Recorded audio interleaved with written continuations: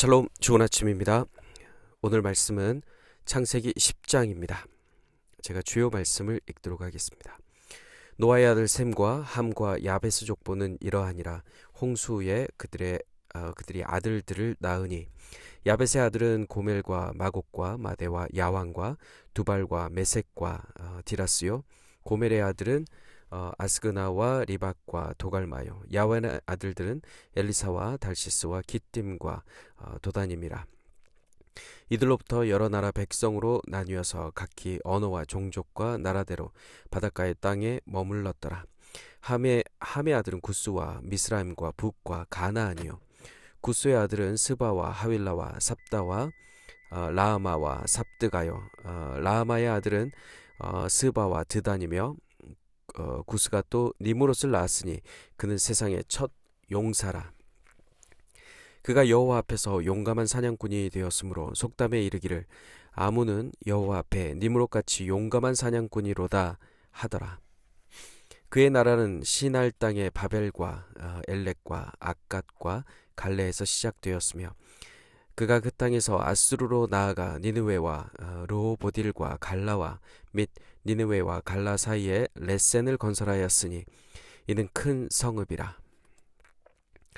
가나안은 장자 시돈과 헷을 낳고 또 가나안의 경계는 시돈에서부터 그라를 지나 가사까지와 소돔과 고모라와 아드마와 스보임을 지나 라사까지였더라. 이들은 함의 자손이라 각기 족속과 언어와 지방과 나라대로였더라. 셈은 에벨 온 자손의 조상이요 야벳의 형이라. 그에게도 자녀가 출생하였으니 셈의 아들은 엘람과 아수르와 아르박삭과 룻과 아람이요. 아람의 아들은 우수와 훌과 게델과 마스며. 에벨은 두 아들을 낳고 하나의 이름을 벨렉이라 하였으니 그때 세상이 나뉘었음이요. 그들이 거주하는 곳은 메사에서부터 스발로 가는 길의 동쪽 산이었더라. 이들은 셈의 자손이니 그 족속과 언어와 지방과 나라대로였더라. 이들은 그 백성들의 족보에 따르며 노아 자손의 족속들이여 홍수 후에 이들에게서 그 땅의 백성들이 나뉘었더라. 아멘.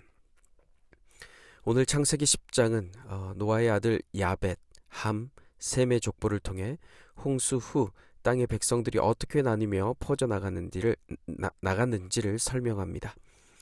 여기에는 70개의 나라와 종족이 나오는데요. 생육하고 번성하여 땅에 충만하라는 하나님의 명령이 노아의 가족을 통해 어떻게 이루어져 가는지 보여줍니다. 노아가 방주에서 나오고 100년 후 바벨탑 사건이 일어나는데요. 오늘 본문의 5절과 20절과 31절에 각 족속과 언어와 지방과 나라로 흩어졌다는 표현이 계속 등장합니다. 이렇게 등장하는 것을 보면 이는 오늘 10장이 바벨탑으로 인해 하나님이 언어를 혼잡케 하신 후의 일들임을 보여주고 있습니다. 11장이 있고 그 다음에 이제 오늘 10장의 일이 역사적으로는 있었던 것이죠. 특히 오늘 10장에서는 백성, 나라를 표현할 때 고이, 히브리어 고이라는 단어만 사용되고 암이라는 표현은 전혀 등장하지 않습니다. 암은 혈연적이고 친밀한 가족관계를 내포하는 히브리어인데요. 반면에 오늘 등장하는 고이, 히브리어 고이는 외부적인 요인에 의해 묶인 거대 집단을 의미합니다. 구약에서 여호와의 백성을 표현할 때 여호와의 고이라는 표현은 없고 여호와의 암, 여호와의 백성이 표준인 이유가 여기에 있습니다. 그러므로 오늘 10장 전체의 땅, 언어, 혈통은 하나님과의 이스라엘의 언약적 유대관계가 아니라 외부적, 정치적으로 어떻게 이들이 묶였는지를 보여주는 장면이라고 볼 수 있습니다. 그중 함의 후손인 니므롯의 이야기가 8절부터 12절까지 길게 설명된 점이 눈에 띕니다. 니므롯을 세상의 첫 용사, 용감한 사냥꾼이라고 소개하고 있는데요. 니므롯의 이름은 반역하다의 뜻을 지닌 히브리어 마라드에서 유래했습니다. 단순한 사냥꾼이 아니라 자신의 힘을 과시하며 폭력적으로 세상을 정복하는 자인 것이죠. 그래서 유대 전승에서는 니무롯을 바벨탑을 세운 반역의 전형으로 묘사하고 있습니다. 성서학자 미첼 다우드는 당시 우가릿 언어를 분석해서 구절의 용감한 사냥꾼으로 번역된 것을 바알 신의 표범이라는 의미로 번역했습니다. 니무롯의 이름이 하나님보다는 우상, 바알 우상과 더 연결되어 있다는 것이죠. 미가서 5장에서는 마지막 때 니무롯의 영적 의미에 대해 묘사하고 있습니다. 미가 선지자는 예수께서 오시면 많은 사람들이 그리스도인이 될 것인데 예수께서는 그의 양떼인 우리를 먹이시고 평안하게 하시며 그의 위대함을 땅끝까지 미치실 것이라 예언합니다.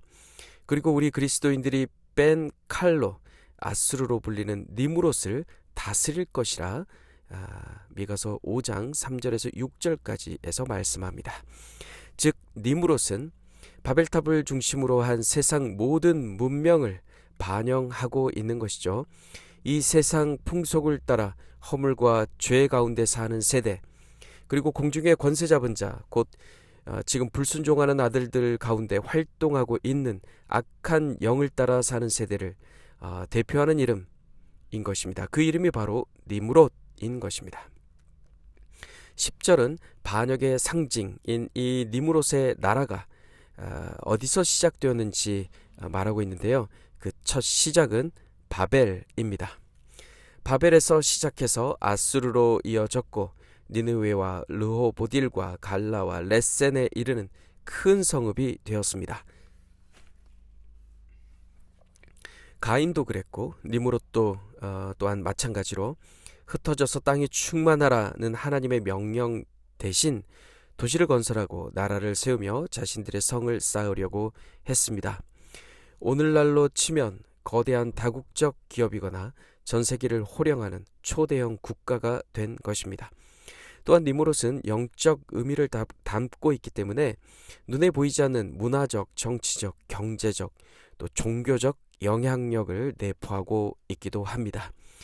2026년 지금 우리 눈에 보기에는 오래전부터 미국과 같은 강대국이 이 세계를 지배하는 것만 같지만 역사를 보면 늘 그렇지는 않습니다. 니무롯을 중심으로 한 아프리카 족속이 한때는 전 세계를 장악했고 로마가 주변국을 제패한 적이 있고 몽골의 징기스칸 또한 한 시대를 호령했습니다. 어느 나라가 세상을 풍미하고 있든 그 힘은 구절에 거듭 반복되었듯이 여호와 앞에 있는 것입니다.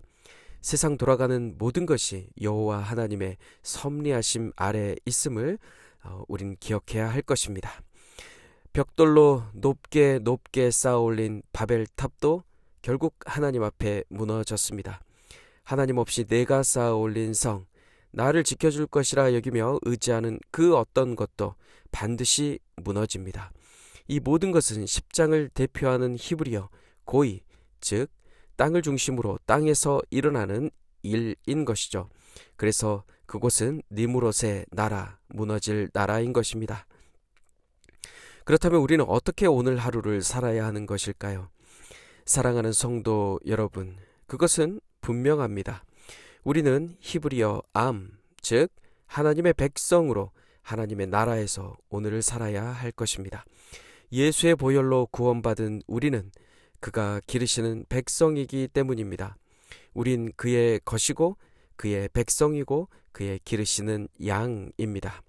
여호와께서는 절대 무너지지 않는 하나님의 나라를 우리에게 주셨습니다. 오늘도 우린 이 육체의 장막에 살며 세상이라 불리는 니무롯의 땅에 발을 딛고 있지만 사랑하는 성도 여러분, 세상의 힘, 돈의 힘, 권력의 힘, 내 스스로를 자랑하는 그 힘을 의지하지 말고 온전히 하나님만 의지합시다. 이 세상에 영원한 것은 없습니다. 육체가 바라는 것을 오늘 절연히 끊어버리고 하나님의 백성으로서 영생의 소망을 주신 우리 아버지께 나아갑시다. 아버지의 품 안에서 그의 백성으로 살아가는 참으로 복된 하루 되시길 주님의 이름으로 축복합니다. 샬롬.